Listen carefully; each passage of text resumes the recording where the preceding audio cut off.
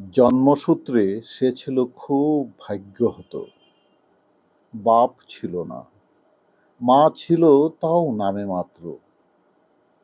গ্রীষ্ম, বর্ষা, শীত, বসন্ত দিবারাত্র কেটেছে তার পথের ঝরা পাতার মতো। কবে কোথায় জন্মেছিল ওসব কিছু আজ মনে নেই। শুধু একটা ভাঙা ঘরে জন্মে দেখা মাকেই আজও মনে পড়ে। ছায়ার মতো থাকতো যে তার পিছু পিছু। আসলে সে জারজ ছিল, মিথ্যে করে তবু কল্পিত এক পিতার কথা বলতো তার ওই মা।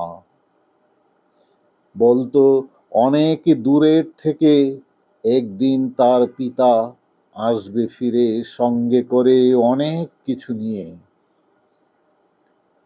কিন্তু শূন্য হাতেও লোকটা এলো না আর ফিরে, বরং উল্টো চোখের জলে হঠাৎই এক রাতে একটি বৃদ্ধ লোকের সাথে হলো মায়ের বিয়ে। পছন্দ না হলেও সে খুব বাঁধ সাধেনি।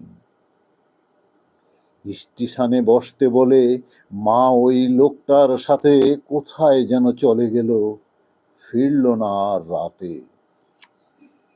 থাক সে কথা, এমন তরুণ মানুষ অনেক আছে, তারাই এসে ভালোবেসে দাঁড়ালো তার পাছে। কুলির কাজ সে পেয়ে গেল, চাপলো ঘাড়ে বোঝা। সেই বুঝলো সবার জন্য জীবনটা নয় সোজা। সুখে দুঃখে স্টেশনে কাটছিল তার বেশ, কিন্তু একদিন ভোর না হতেই বৃষ্টি ভেজা মুঠি ফসকে গিয়ে হাতল থেকে পড়ল ট্রেনের নিচে।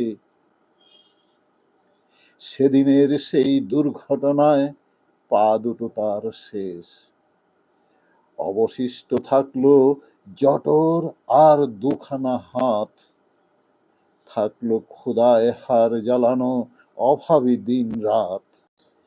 বাকিটাও সে ট্রেনের তলায় ফেলতে চেয়েছিল, দুঃখের শেষ পাপড়িগুলো মেলতে চেয়েছিল, কিন্তু মনের ভেতর থেকে আত্মঘাতী সাড়া পায়নি বলে থাকলো বেঁচে। হাত দুটো তো আছে, কত লোক তো দুপা নিয়েও ভিক্ষে করে বাঁচে। অগত্যা সেও ভেবেচিন্তে ভিক্ষে করা ছাড়া প্রাণ বাঁচানোর পথ পেল না।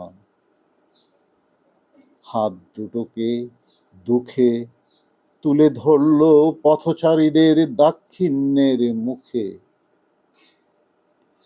কত নবীন বসন্ত সে থাকলো অপেক্ষাতে, কেউ এলো না ডাকতে তাকে একটু নিরালাতে। অথচ তার বুকেও ছিল ভালোবাসার কাঁটা। ট্রেনের নিচে স্বপ্ন তো আর সব পড়েনি কাটা। দুঃখ ভরা জীবন তরী সময় স্রোতে ভেসে ভিড়ল শেষে বার্ধক্যের নদীর কূলে এসে।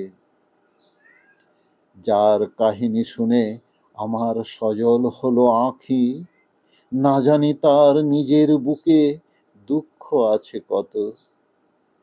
বেগে বললাম, মরলে না কেন চিরদিনের মতো, এখনো তোর উলুবনে মুক্ত খোঁজা বাকি।